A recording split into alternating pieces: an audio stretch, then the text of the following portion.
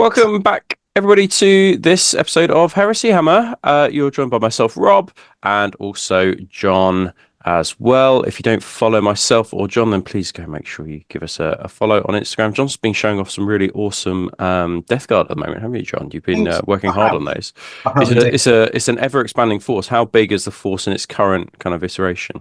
I've got Typhon that's base coated, and once it's finished, it'll be 3,000 points. 3,000 points. Is that the Typhon, as in like the tank? What do you mean? Tank, yes. Not. I have also a Kaedes Typhon. Okay, right. Yeah. A Typhon that's siege tank in this particular instance. I can imagine as Death Guard players that gets confusing, but cool. And then you were talking a little bit last night about Dark Angel's Unbroken Vow list as well.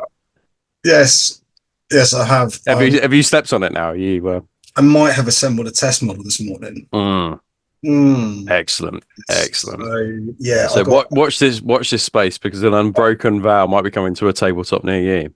I may, or alternatively, as is not uncommon for me, it may not. You may not. Yeah. What about you? What have you been up to? What have I been up to? Well, actually painting Fulgrim Transfigured this week. I built him last week, and then we're working on him this week, and it's quite cool. I actually really like the model, like having seen it in hand. Like, I think when I had seen it before, I was like, oh, that's just going to be a complete ball ache to paint and play with. But actually, if you pin it together carefully, you reinforce some of the weaker elements. It's like fine, and like the attention to detail on the model is just insane. But also, it's not often that I get to work on, because often I work on projects that are part of like a bigger army.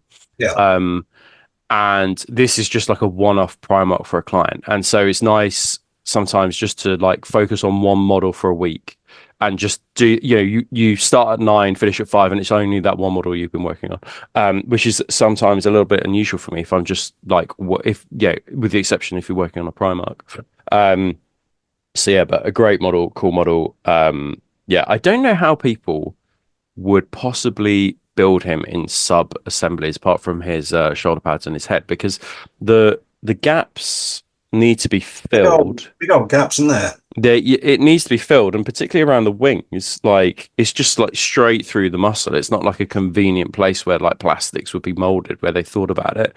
And I think that what I found was just kind of like sub-assembling it. I was like, actually, this thing just needs to be glued together. You got to pin the wings, because like when you look at the back of it, you would just have seams. Anyway, that's that's some inside baseball there for you guys. Some not very sexy kind of like commission studio stuff. Anyway, but before we kind of delve further down that rabbit hole, we're going to be talking about the Martian Civil War impressions. I picked up my copy yesterday. We're just going to do a general review and overview of this book. This is going to be a part of a wider series about this book, though, because we, of course, will do some lore episodes about the actual Martian Civil War, which actually looks quite exciting. Just having a breeze through yesterday, like the lore element of it is pretty cool. If you're a total robo head, then this will fill in lots of the gaps I think that is missing within the books. Like some of the main characters, Kelbahal, for example, they crop up in the book, the rival fabricator generals. But beyond the actual Mechanicum book and the short story and Visions of Heresy about the kind of like the unsanctioned kind of like AI automata, there's not actually a whole lot about the Martian Civil War. It's a crazy one. I also I know this is a very, very contentious topic, but I found Mechanicum, the novel, really hard work. Yeah, I don't think it was. I felt like it was 95 pages of building up for stuff started to happen, and then stuff that happened, and it was done. Yeah, I agree with that 100%. And it kind of needed a Dan Abnett's kind of like a touch on the lore, I think, to really enhance that and that book. So I think if you're a total robo head, this is going to be the lore section for you guys will be interesting. It's about the Civil War, and it covers like 3 main aspects. But also there are some pages dedicated to like the origins of the Mechanicum as well, which is pretty cool. So anyway, we're just going to do a review of that today. before we delve further into it, but we're going to say thank you to our sponsors. So Beowulf Miniature Printing, who, if you haven't seen, you guys know what Beowulf do. They are a miniature printing service. They have a website. If you need bits for your minis, go on there, go have a look. So thank you to those guys. Thank you to Kirton Games for sponsoring the show, a small kind of like game shop that run a number of Horus Heresy events. I was in there last week picking up some stuff. Yeah. So not just Horus Heresy stuff, though. I assume I was picking up some Empire terrain for Old World. Yes. Oh my god! Heresy Hammer brackets Old World. Okay, cool. Yeah, thanks to Kirton Games sponsoring us, and go give them a follow and go make sure you buy all your goods from them as well. And next up, we have Bling for all your Imperialist needs. I need to contact those guys today because they're going to be printing off some nameplates for me very soon. And if you use the code Heresy Hammer, all in caps, you get 10% off as well. But over to Martian Civil War. So I think that you guys probably have lots of opinions on this one. But let's go to Jon first of all. Jon, give me your initial impressions on the day that this came out, and now that time has tempered your opinion. Initial impression on the day that we got the book and everything was revealed was one. I would describe myself, Rob, as crestfallen. Crestfallen. That's because I felt like it largely from the kind of from a gaming perspective glossed over a lot of the actual Mechanicum side of things. Yeah. And I think that the meme of it giving us yet another Imperial Fist character was just overriding everything. Yeah. I think on reflection, when I put my adult head on, as opposed to my baby crying head on, it's a better book second time round. Yeah, I would. But this is not without some incredibly predatory practices. Do you want to tell us more about that? Yeah, I think that the fact that it's a Mechanicum book where all of the Mechanicum stuff, barring one weapon for a Krios, is just copied and pasted from rules they've given us for free in the past, which they've now not giving you for free and are making you pay for. It's also a Mechanicum book that focuses around the Martian Civil War, where there's not a single new Mechanicum character in it. Yeah. How hard would it have been to put a Kelbahal in there, as an example? Yeah, not hard. I think that I echo much of that. I think my expectations were that this would be this would exclude Legions at Astartes, and then we got that article that basically was like, oh, by the way, we're going to have these 3 characters in, and even then I was like, oh, okay, well, there's probably going to be some Mechanicum characters in there, and there were not, which was somewhat of a shock. We'll talk about which models have been redone and what's really actually new, because actually Cambideus is really one of the only new, in fact the only new character profile. That some rules have been retweaked that you could argue Astar Crone is kind of like a new character completely. But yeah, I think I would echo your sentiment. What I actually think, going through it, the book's pretty reasonable. I mean, it's no Legacies of the Age of Darkness, but the problem is with it is just that if you're a Mechanicum player, you're probably a little bit like underwhelmed, I think. I think that's the thing. So I think that the difficulty as well is the fact that, like, Siege of Cathonia set out its stall so well. Yeah. And then every book has struggled to live up to that, because I thought the general that was like a 9 out of 10 book. Yeah. What it gave you. I think it was very hard. You can pick holes in anything if you want to, obviously, like if you're that way inclined. But I think you had to really look for really, really deep for the holes. I think that every other book since has kind of got, like, Beat Garmin was right, and then I think this was a letdown. Yeah. I still feel I think that there are some saving graces of this book, but I think overall I feel let down by it. Yes, Okay.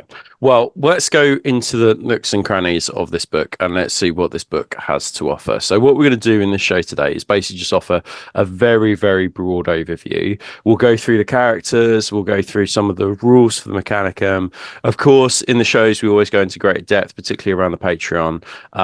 But there is a lore show coming that I'm always super pumped for these lore shows because the Siege of Cathonia one and the Beta Gun ones were mega exciting. So, just watch this space. A lore video is coming. But what you're going to expect in this book, so we've got the three main narrative strands that cover the different periods of the war for Mars across the Horus Heresy duration.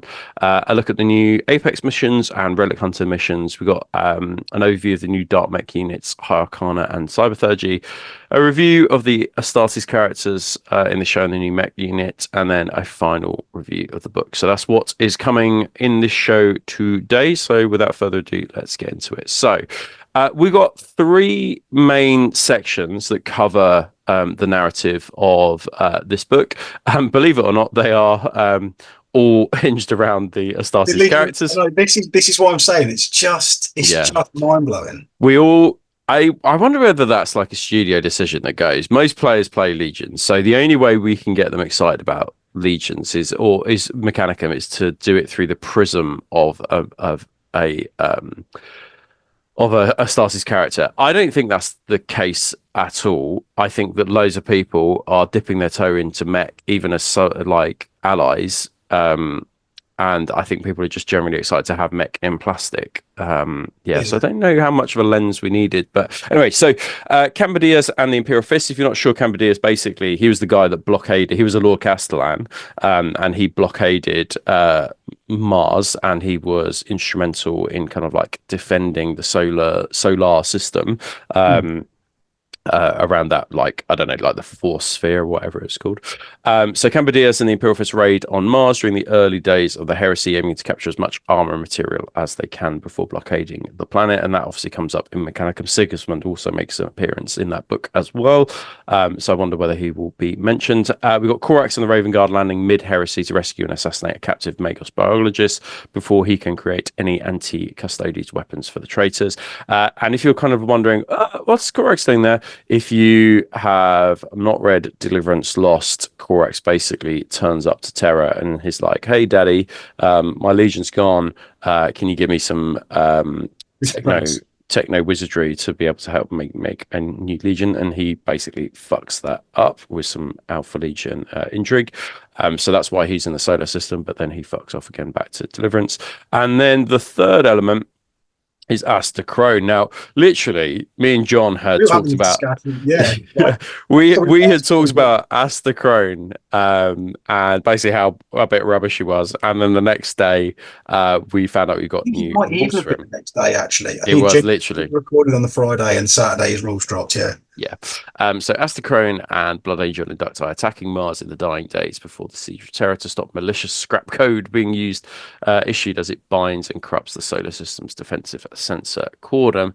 And then, as you said, this will be covered in kind of like greater detail in a lore episode. All of those things are quite exciting, though. But of course, fantastic if they weren't necessarily happening in a book that's supposed to be dedicated around Mechanicum. Exactly right. Exactly.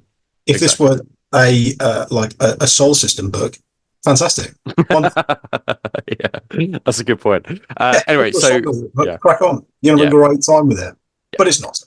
Exactly. Anyway. So the missions now. The missions themselves, an interesting one, a controversial one. Let's have just a squeeze at what we've got. So the missions themselves, they are the same missions that are found in the Siege of Cathonia. These are a copy and paste job, and it is in fact including the first strike rules from Cathonia that was removed in the FAQ in August 2023.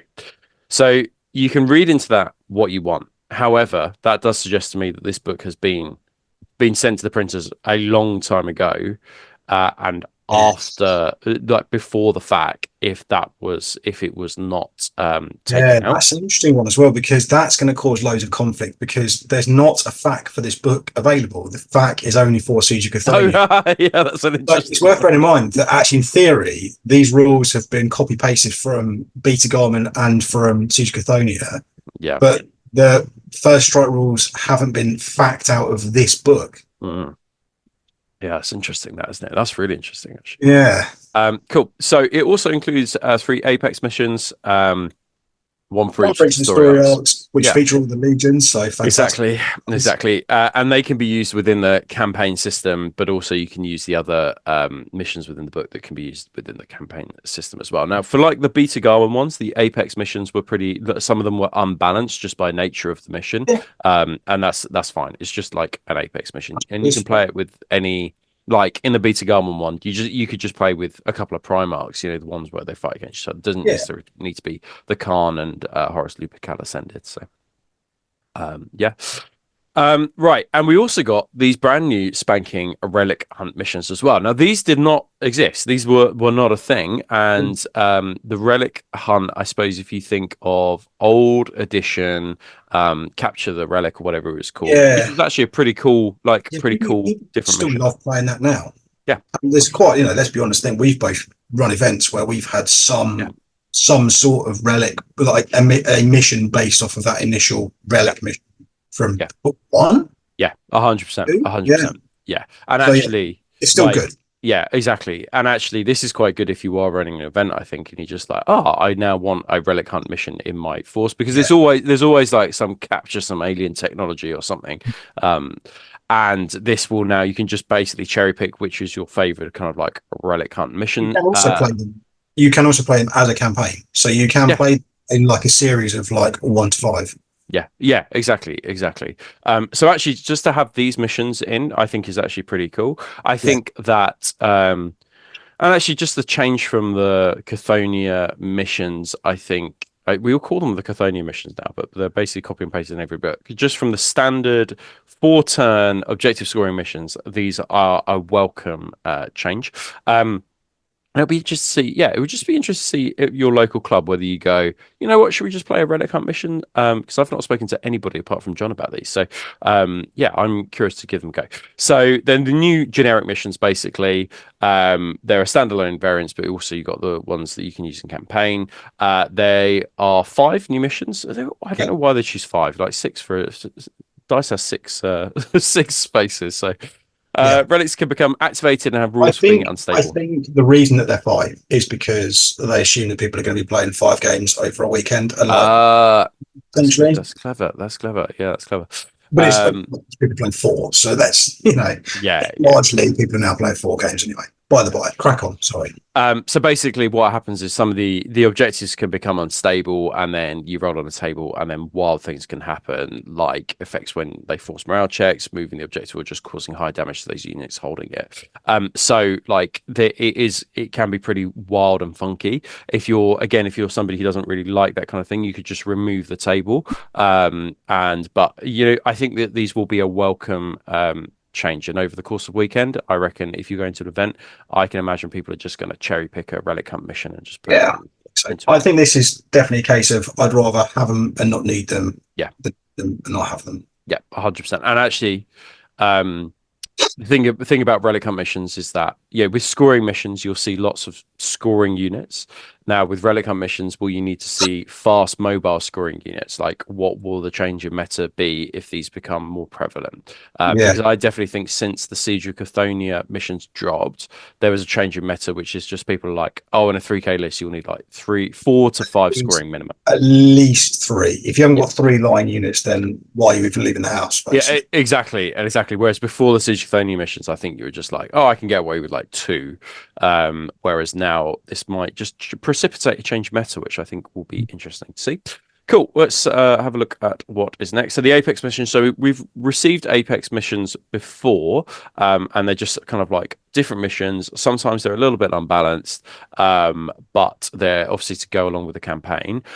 So the Death of Innocence is the Imperial Fist one. It's the long ways table deployment. So the defender, the Imperial Fist, must move 2 objectives off the board by moving them in their turn and get more points when they leave in a later game turn. Obviously, these are like cargo transports or whatever, and they've got to bring them back to their side. The defender may deploy line troops on objectives in no man's land during deployment, and each objective requires 4 models to move it and can be embarked on a transport, but it is bulky 4.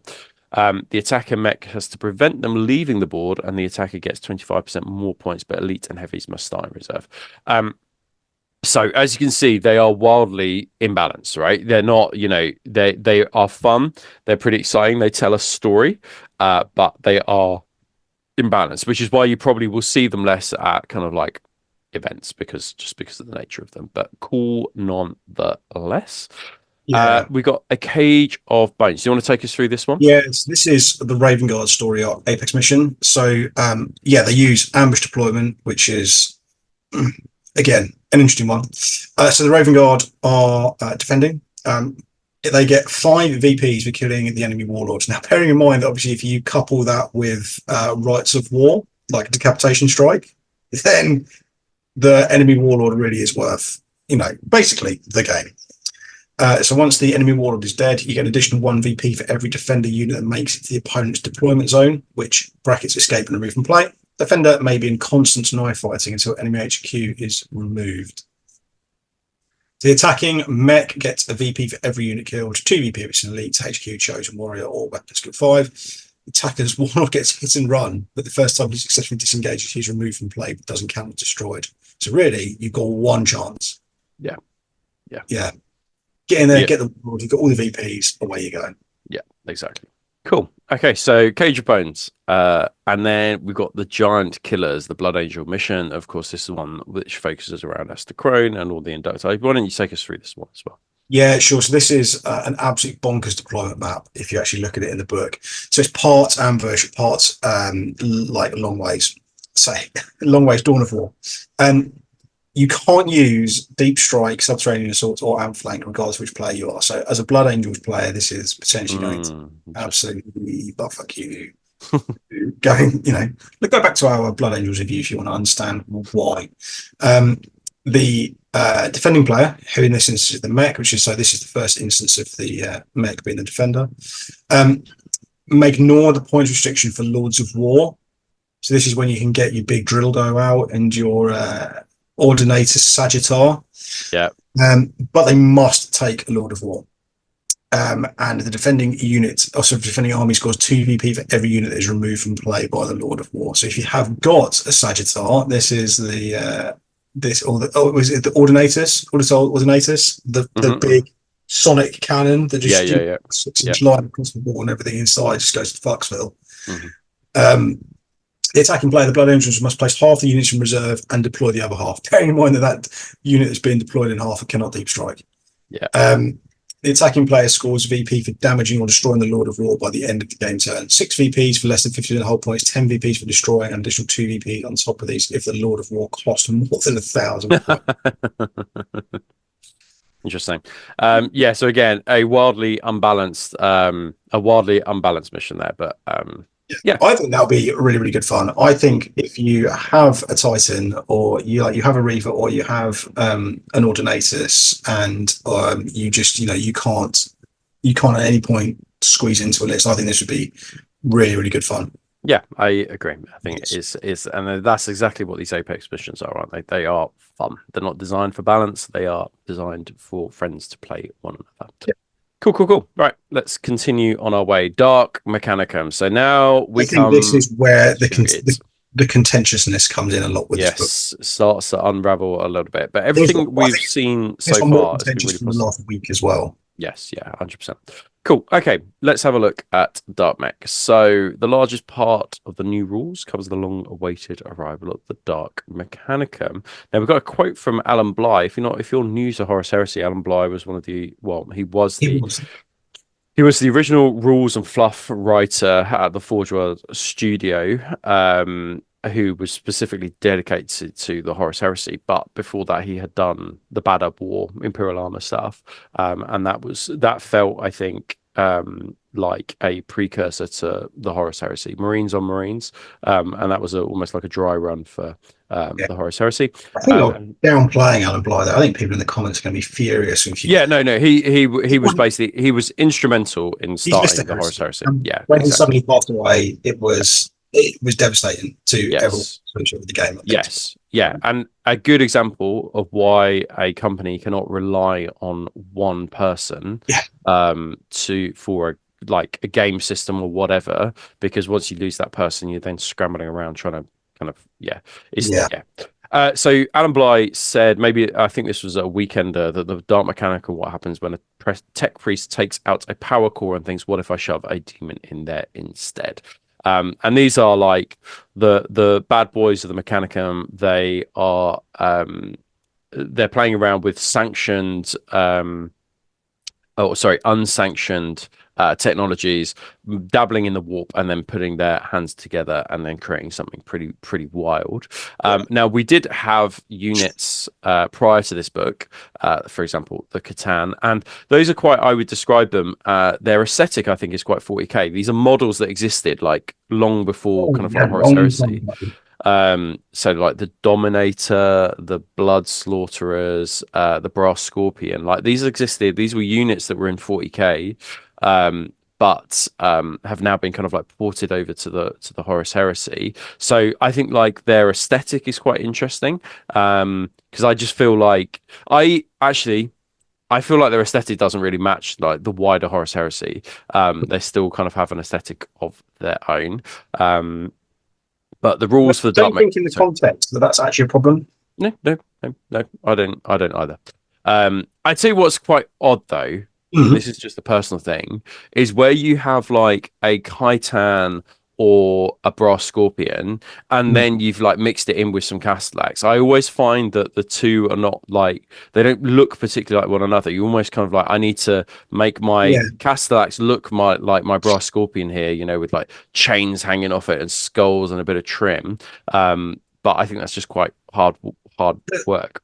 one of the things I find interesting is that they have put a lot of effort into writing rules for models that they haven't sold for a long time. Yeah, that A is long time, really like interesting. things like the Decimator, Dominator, like have Yeah, been, and the uh, Blood Slaughterers. yeah, You haven't had to buy them for years.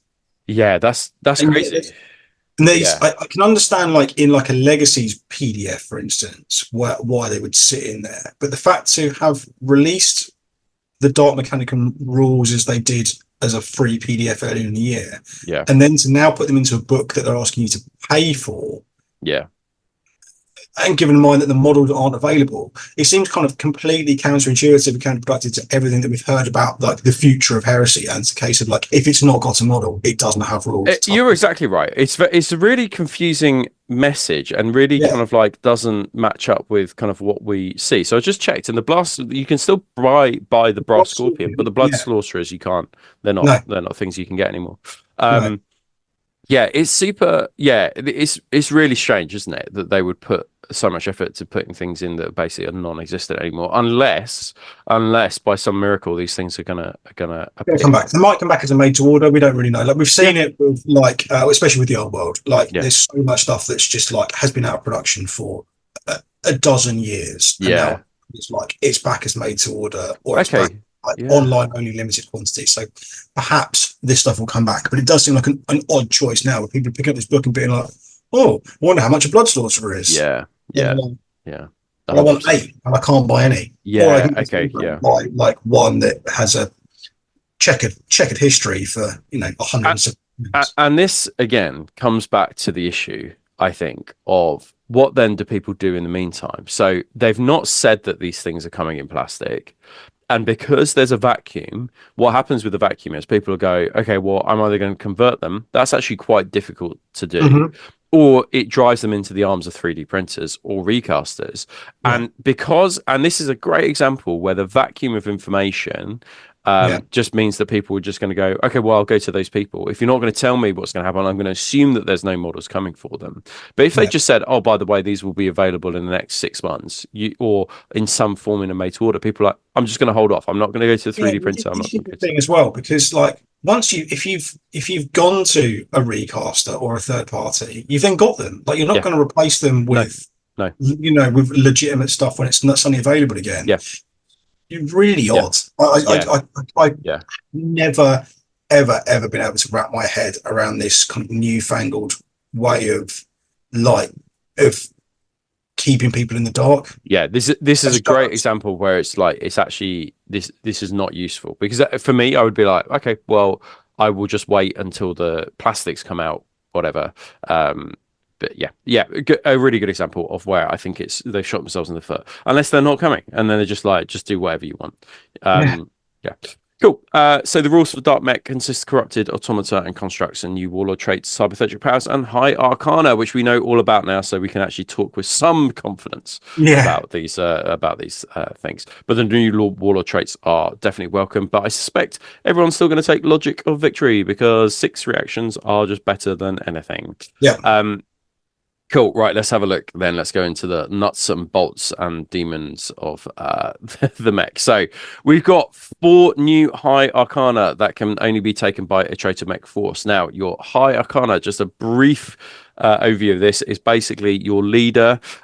Your Archmagos can take a high arcana, and then your force is kind of like flavored around that, and your leader is flavored around that Yeah, as well. think about it as your legion trait and or right of war. Great example. That's a really, really good example. Like the kind of 2 mixed together. Some things in terms of the high arcana will just affect the Archmagos, but some things are army wide, which is something that you also need to keep an eye out for because they're just so mixed together. So they're like sometimes it's like this bit affects the model, and then this bit affects the whole army, and then this bit just affects the model. There's no logical order to the way they've done it. So the series of zeros and ones. yeah. So there is ether tech. Everything's going to end in tech or it in this. So tech allows a single decimator to be taken as troops. It gives the Magos the Anima Malefica Cybertheurgy and protects corrupted engines within 6 inches from suffering characteristic modifiers. Yeah, it's all right. It's fine. Like, yeah, I don't think you'll have that many people taking it because the generic ones can be used for traitor or otherwise, unless you've got a proper hard on for decimators. But yeah, which they are good to be fair, but yeah, if you can get hold of them. Yeah, if you can get hold, exactly. We have Necrotech, which I thought was like one of the more interesting ones. It gives Cybernetica units a 5-up. It will not die. That could be that will be useful because hopefully it just means you can battlesmith them and then get wound backs as well with you. It will not die. Make automata great again kind of situation. Yeah. Gives the Ephemera Necrotech Cybertheurgy and then gives a high Magos an additional wound as well. And actually, when you think about a Magos on an Abayan, like he's super tough. He's got a 3-up in Bun save if he takes a Cyber Familiar. And now you've just given him an extra wound. Like he's going to be fucking nails.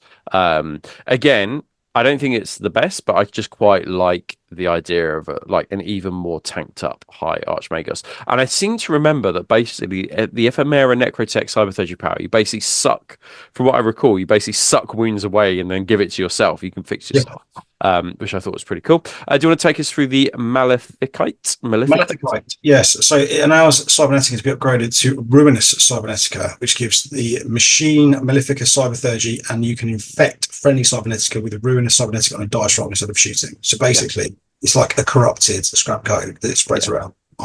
Yeah, I like that. That's pretty cool. Really it's cool. I don't think it's no, it's not this. No. These none. I don't think any of these. Speaking to mech players, I don't think any of these are game breaking. And I don't think any mech player would be like, "Oh, I'm 100." This is not like the logic of victory. You know, this is not like, "Oh, okay." Well, it's just so obviously better than everybody else.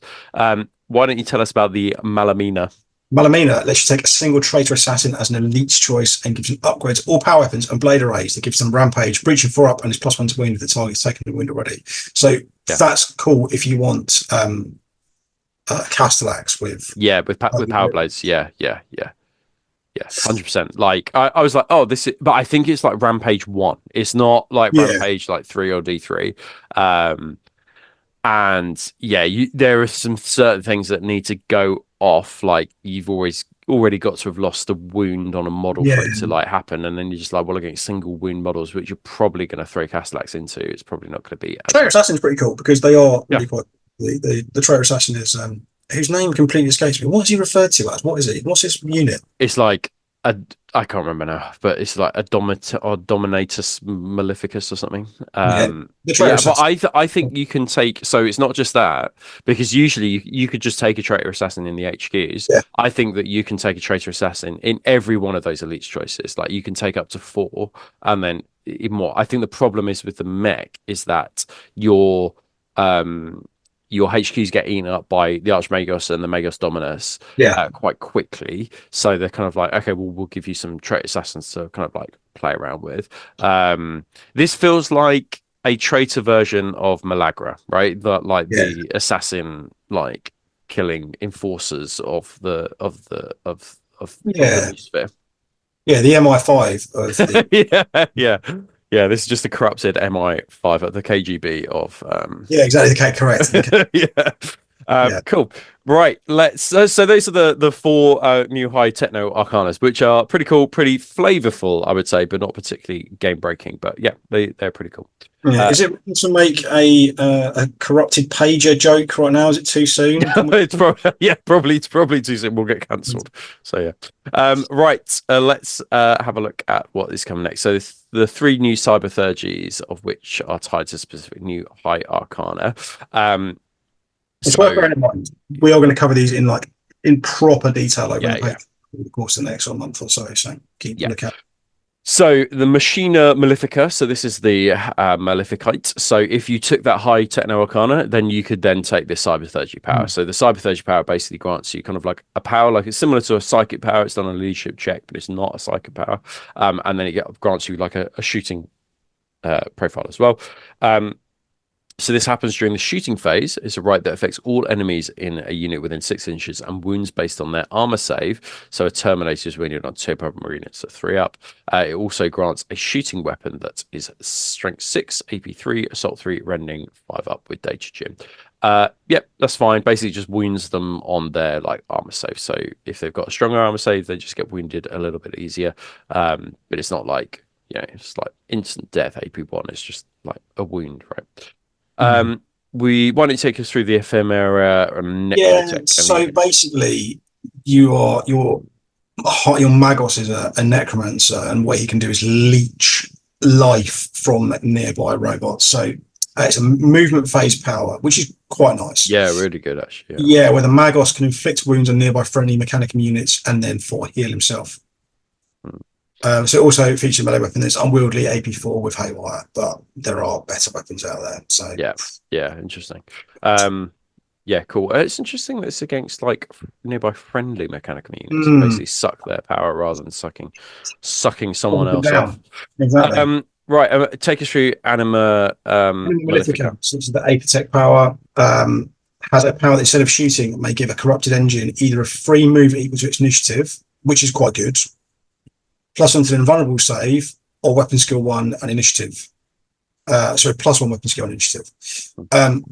If it passes Cybertheurgy test, and give the target 2 of these. It also has a shooting weapon that is 18-inch, strength 5, AP3, assault 3, blind and flag rate. So I think this is really good potentially if you're looking at taking corrupted engines.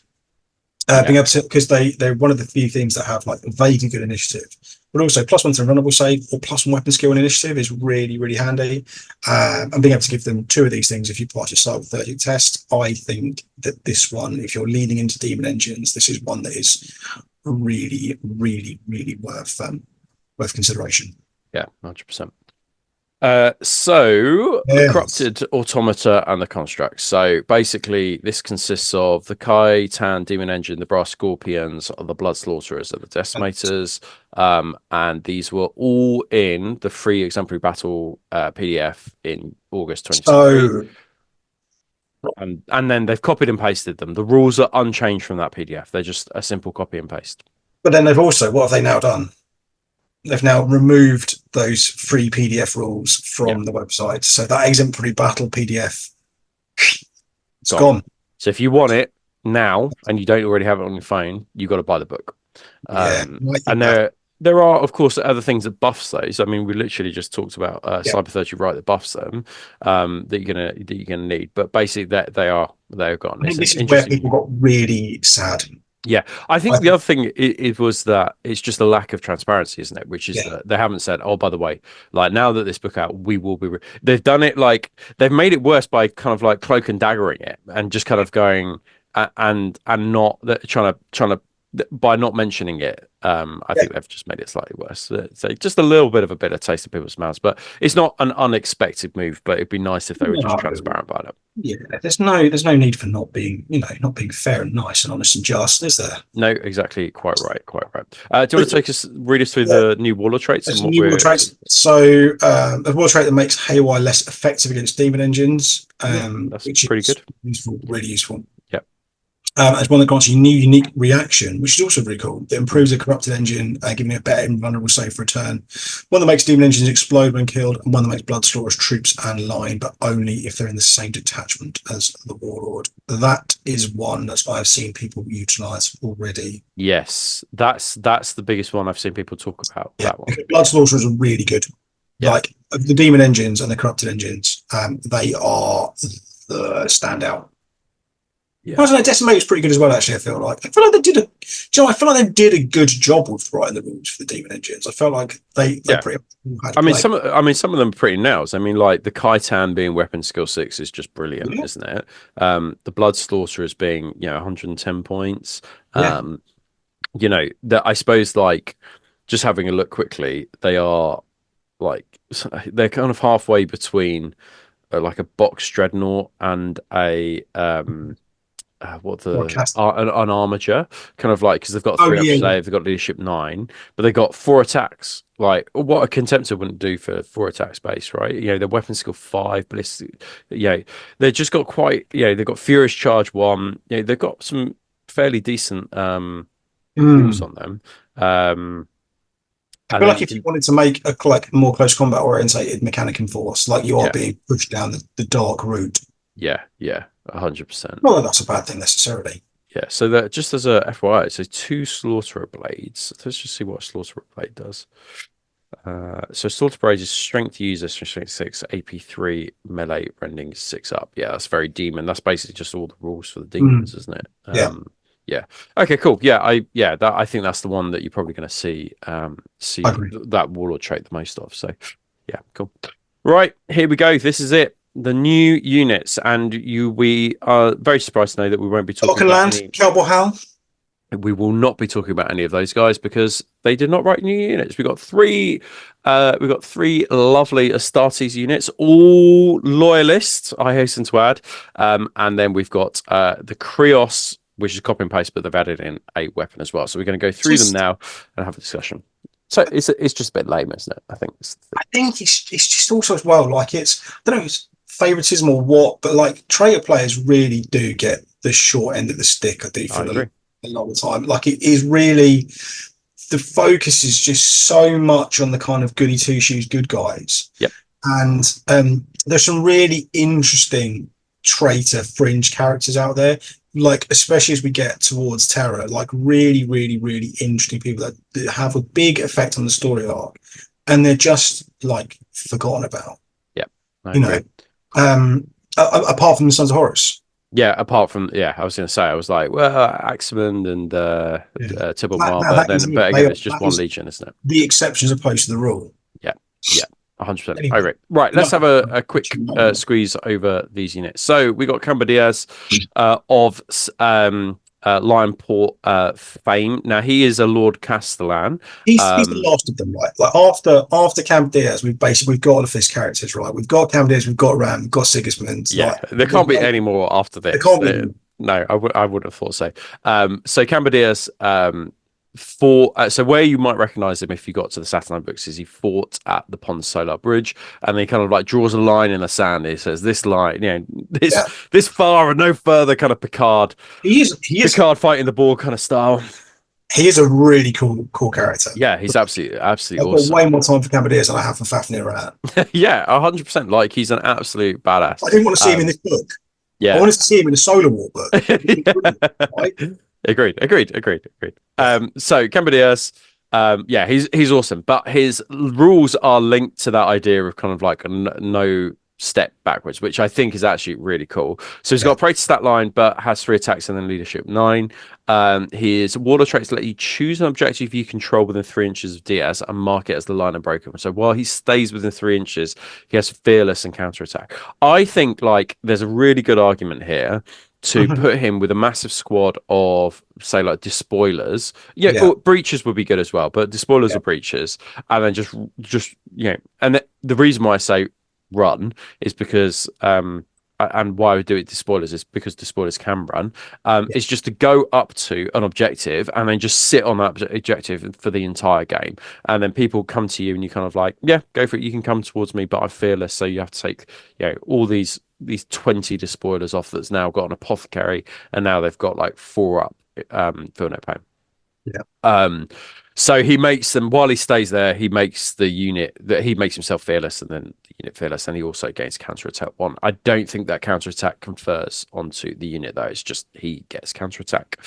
He gets a 4 up, feel no pain when he's on his last wound.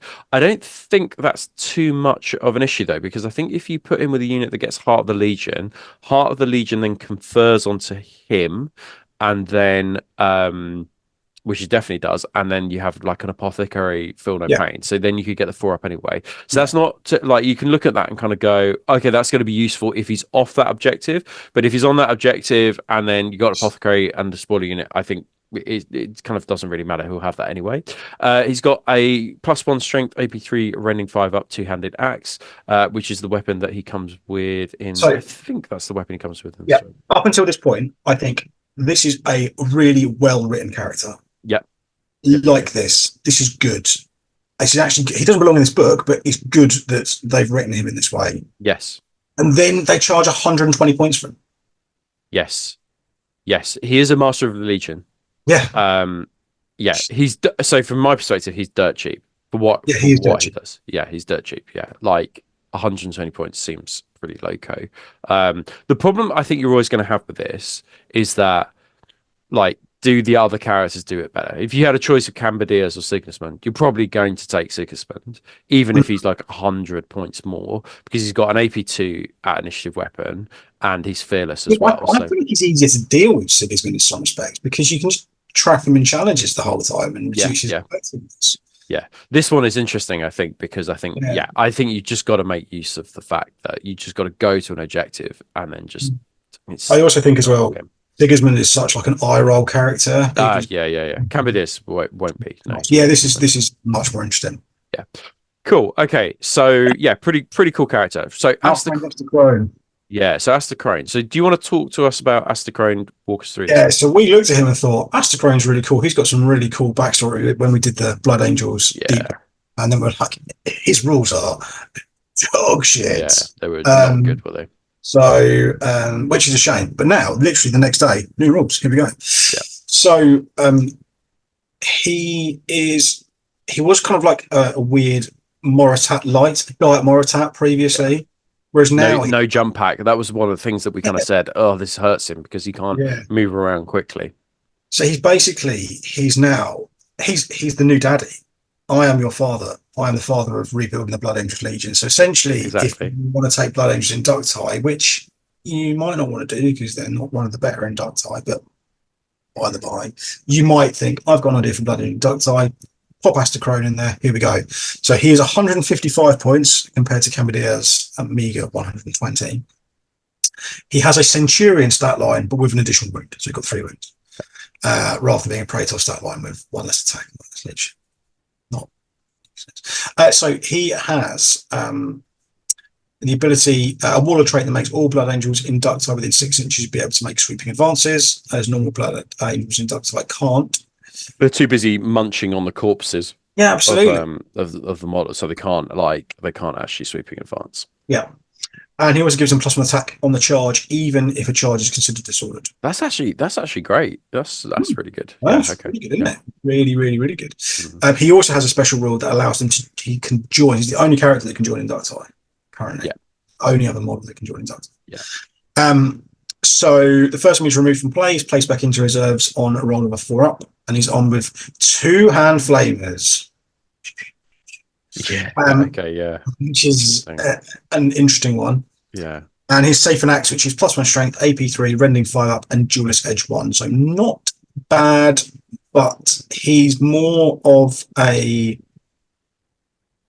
I don't understand why he's 155 in comparison to Cambodias. You know what hurts him? The biggest thing I think that hurts him is that in order to get those buffs to the Inducti, it's a Warlord trait. And that means that you have to take him as your Warlord. And if it was just like 155 points and that wasn't his warlord trait, they were just the rules that he comes with and he can buff that inducti unit, I think then you'd be like, holy fuck, like this character is really, really worth taking. But because you're then going, in order to gain the best parts of his rules, you need to put in you need to make him the warlord, and I think Yeah. there, you kind of like, oh, do I really want to go down that route? Which I think is really interesting. I think that being able to join those Blood Angels units is quite good, but again, they wouldn't then be able to sweeping if he's not the warlord, they wouldn't be able to sweep advance, and they wouldn't get their +1 attack. Like that's a warlord Mm. thing. So that's the thing I think that hurts him. But if you are somebody who's quite keen and eager just to do massed Blood Angels inducti rather than Disborders, he seems like such an obvious choice. But I must say, it's not often that I've ever seen anybody go, I want to do Blood Angels inducti.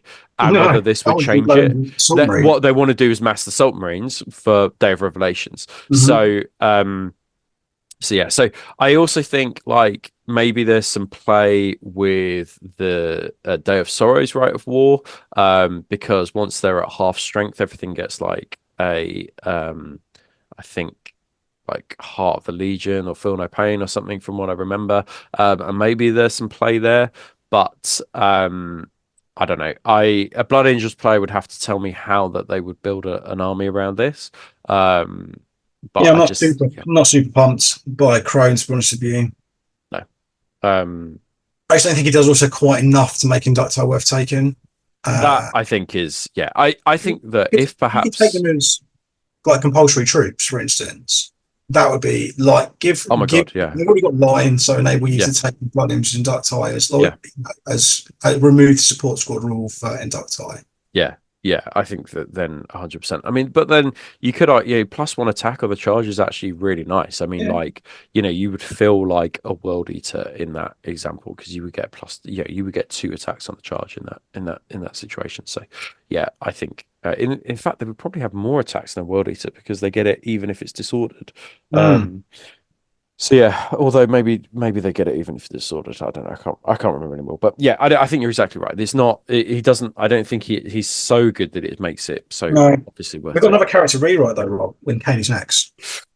Another one, another loyalist character, but this one has changed quite significantly, Yeah, he has like gone. Astachrome. Because we looked at his in the Raven Guard deep dive we did. Yeah, there was no reason before why you wouldn't take him. He was a He's fucking unit. fucking bananas. Yeah, he was crazy. Yeah. So Yeah, take us through him. Go on. yeah, so he's still Moritat Prime, so he's King Moritat. Yeah. He has lost some of his rules. So he only got this character has lost some of his numerous special rules, now only having stubborn, rampage 3, shrouded 4 up, and move through cover. Ugh, so good. So I know. good. So he's Centurion stat line, but with 3 wounds and a 3 arm save. So he has to be a Falcon for Raven Guard Legion rule. Yeah. He has no Warlord traits, and so he cannot be a compulsory HQ or your Warlord because he's a support character. It can be taken in Raven Guard or now Shattered Legions list. So that's been added in because you could previously be taken in Raven Guard, whereas now he can be taken in Ravens or Shattered Legions. He can't join another unit, so you can't stick him with a unit of whatever they're fucking called, gun people. What are they called, Rob? Mordathan. Well, yeah, and that's interesting because Yeah, he basically was so good with either Modathan or a Seeker squad. Like Mark tended to run him in a Seeker unit, and it was a pain because he would just take the wounds on the Seeker unit rather than him, and he was just walking around like shooting, and it was just like, so good. If he uses melt bombs, he always fires at full ballistic skill at all times, even snapshots, and ignores shrouded. Yeah, all really good. That's brilliant. Yeah, so you can run and shoot basically is what that's saying. Yeah, he may deploy anywhere on the table, even in area terrain, or outside 9 inches of an enemy if not in terrain. If coming from reserve, you may come from any point. So he appears behind you, bam, bam, bam, bam, and away you go. Just starts blasting. And his pistols are unchanged from legacy rules, but he now gains rending 5 up in combat. So it's basically, Yeah, yeah. I mean, he's just it's worth a note. So just to say, I think he can run and shoot because of the light rule. I think that yes, allows you to run and shoot, but it does mean that when a unit comes on the can't they table, motion charge though? uh, yeah, I would have to check the light. I will check the light rule in a second. But it's interesting because he's all his stat files. It means like shooting at a Xiphon interceptor that's just come on. He's just like, Yeah. doom, doom, doom, that's just come above him. So, you know, snap shooting isn't gonna, affect him enough. I would assume as well, like, um, yeah, he's still a good character, but he doesn't have the ablative wounds anymore. So I think it'd probably be easier to snipe him out if you can get a Yeah. decent line of sight on him. So yeah, Yeah, I agree. I think he's cool, but he's not quite the absolute auto take. take. Yeah, and actually, I appreciate that because Yeah. there are units that have been nerfed in other legions, and actually, he's been given a bit of a nerfing because he was really strong. So yeah, that was a welcome change. And he likes to get model now as well. So there you go. Yeah, I think that'd be a really cool looking model. Krios. So the Krios has been updated to include a third weapon. So the existing lightning cannon and Venator are unchanged, but there is a new weapon. It is a 40-point upgrade from the battle tank, and you get an irradiation blaster, which has 2 firing modes. So Disperse is a Hellstorm template, so the big one, strength, which is strength 2 AP5, but Fleshbane and Radphage. And Focus is you draw a 16-inch line from the gun barrel to the target. Every unit hit takes a number of hits equal to the number of models under the line at strength 7 AP3, Fleshbane and Radphage. If it hits a building, vehicle, terrain, or model which started with 6 or more wounds, the line stops and that unit takes D3 hits. If it inflicts a penetrating hit on a transport vehicle, the unit inside takes D6 strength 2 AP, nothing Fleshbane hits. Yeah, interesting. Yeah, an interesting unit. It's interesting that it's got a 16-inch range. Because I think the Krios is so obviously like the lightning gun and the pulsar fusel, particularly the pulsar fusel, because it's 150 points, I think, for 4 like strength 9 shots, and it's just like, why The would you lightning just cannon not as take it? well is like, Yeah, it's like a large blast, isn't it? It's pretty good. Yeah. really good. Like I think the Krios battle tank is. If we see those in plastic, you're going to see those.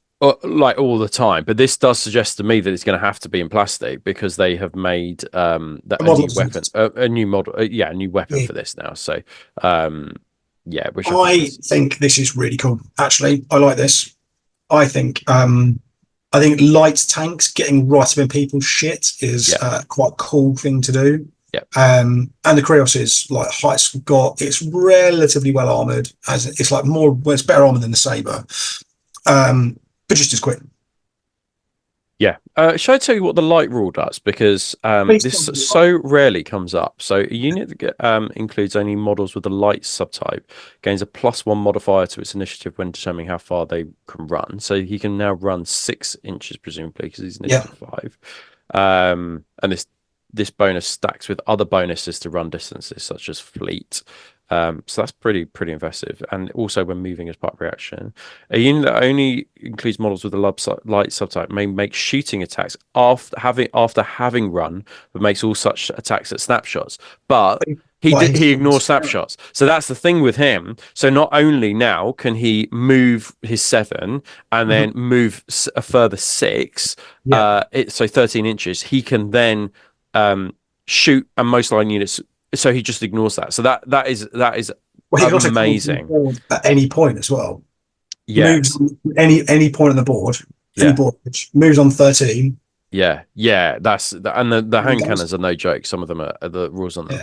Yeah. But they may never claim a cover save in the same turn that it makes a run move. That's interesting.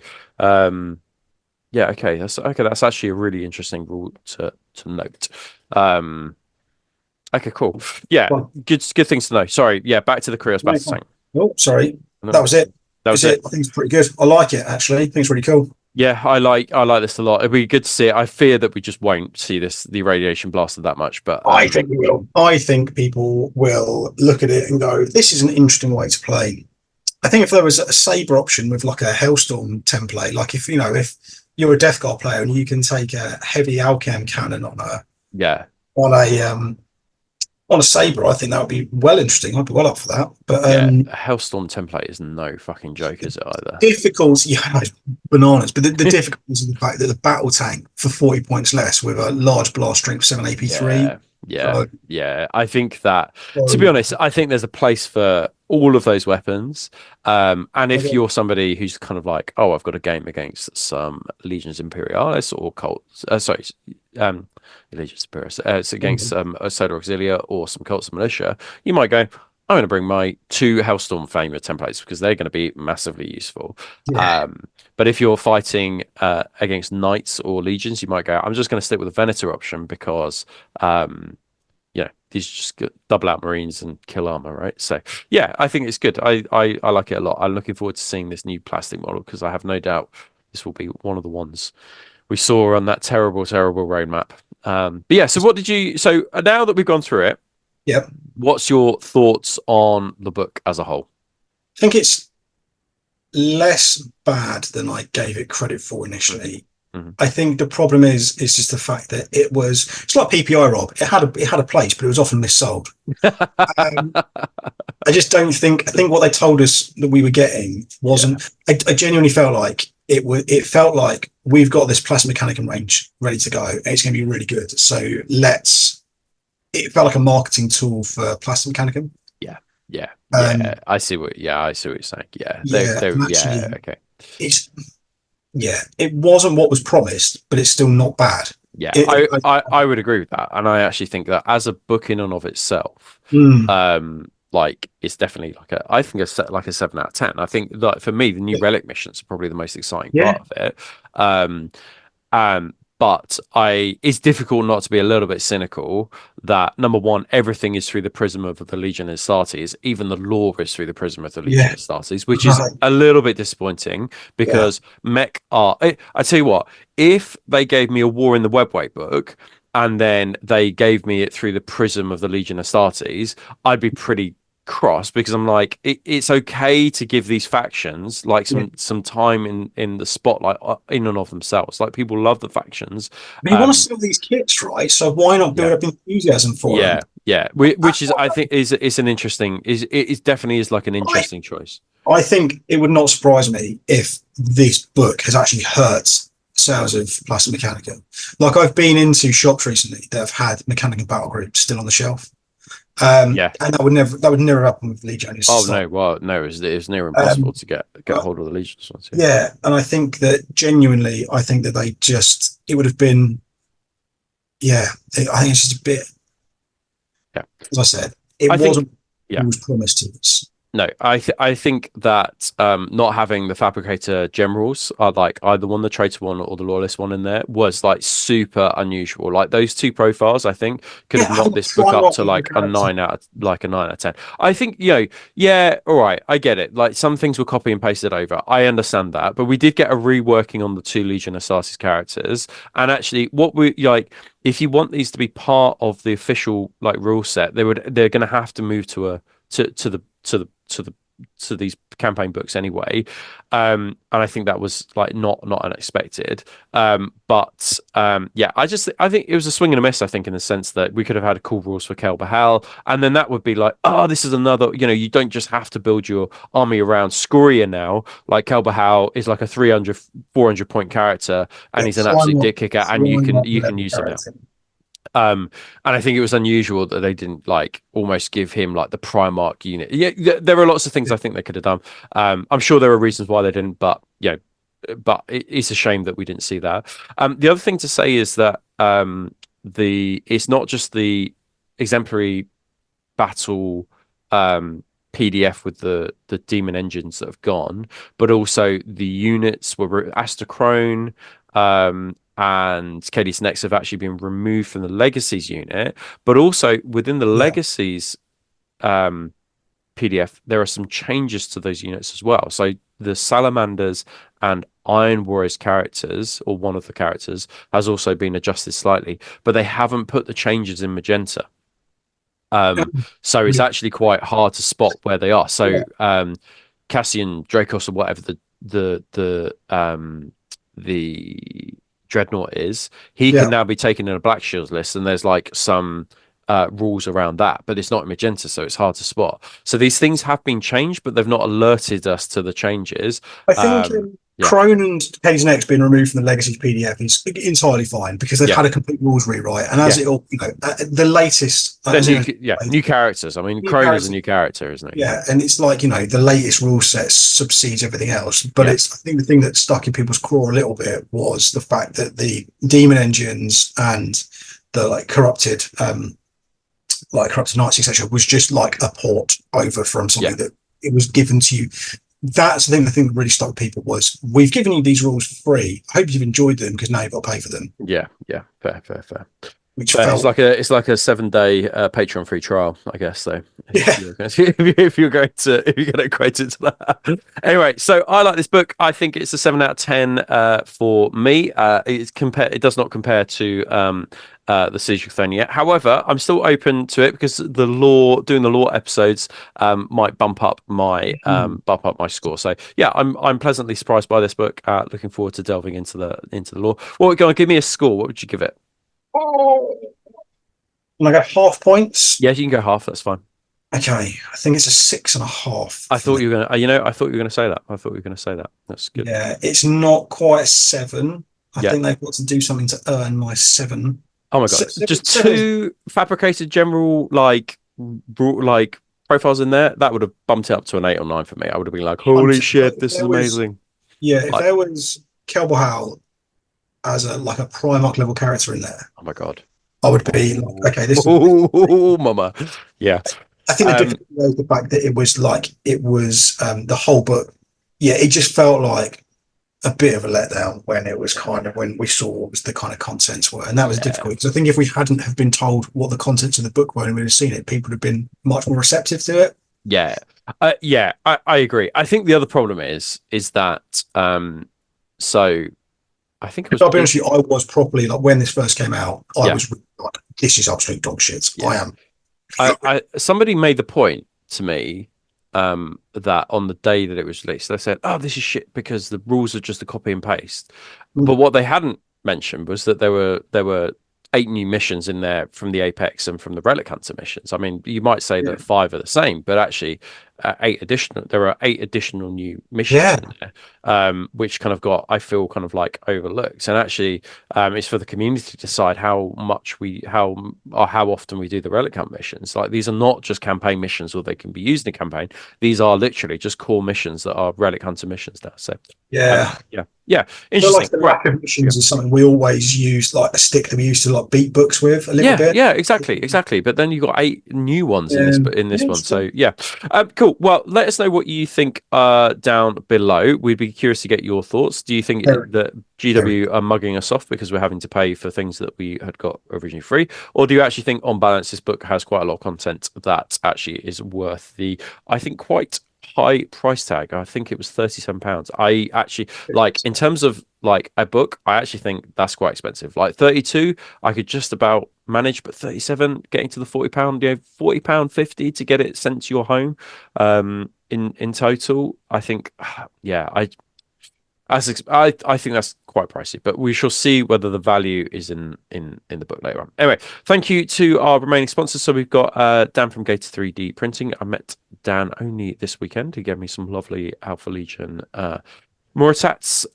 So definitely check him out. So he's probably got. I think he's quit his time in the service, so I think he's probably got a little bit more capacity to do some more 3D printing. So That'd be good. get He him needs involved capacity. before we can.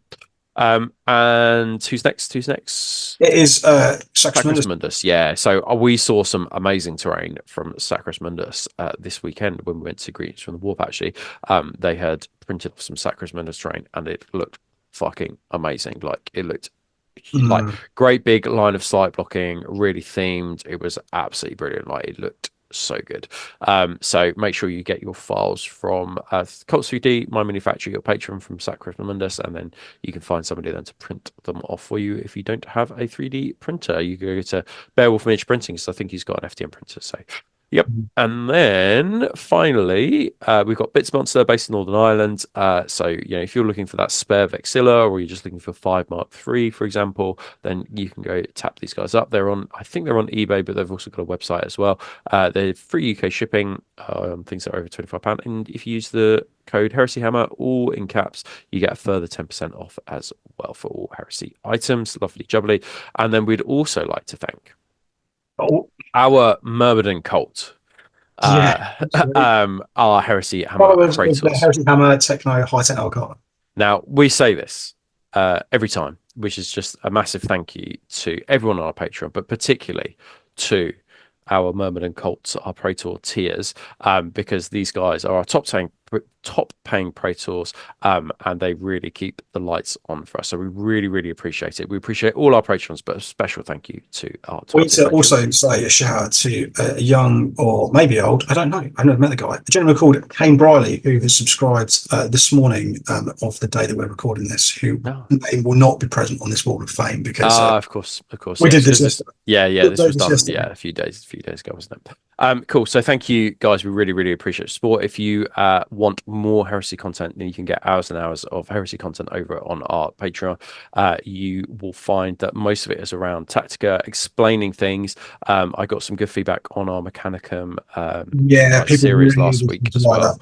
People really seem Definitely been useful for me, and hopefully it's been useful for you guys as well. We've got But something like 650 members on the Patreon now. yeah, Some it is absolutely nuts. It redonkulous. So, Yeah. 650 people can't be all wrong. No, I agree. Quite, yeah. 644 I've just checked out. So, There you go. That's an awful lot, isn't it? Cool. Right. So thank you to you guys. And if you want to support us continuing to make Heresy content you can do that for as little as £3 a month by signing or up you to can, Patreon. we understand that, there is a cost of living crisis, but so you can do for free right now, which is hit the like button, hit the subscribe button, leave us a comment, and share it with your friends and neighbors. Exactly. Right. And I think that is it for us. Are you going to just do the last slide, John? You're going to press that button. Oh, Scrap code there. There we go. So just some final reminders. Continue to use hashtag Heresy Hammer on Instagram. We are thinking about potentially changing it to hashtag Heresy Hammer 2024. Somebody made a really, really good suggestion about adding the date into it, like September 2024, and that would allow us to kind of find. oh yeah, because there are too many, and you can now no longer sort them by date. I know, so frustrating. So maybe we need to introduce that. We'll have a discussion today, and we will make an Instagram post about it.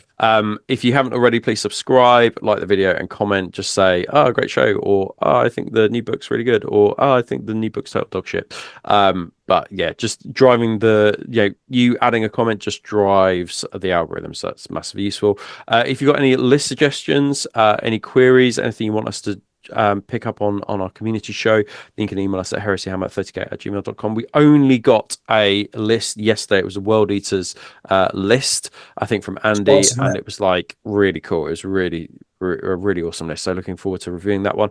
And then finally, the last plug for the Heresy Hammer Patreon. For little as £3 a month, you can support us and get hours and hours of Heresy content on that as well.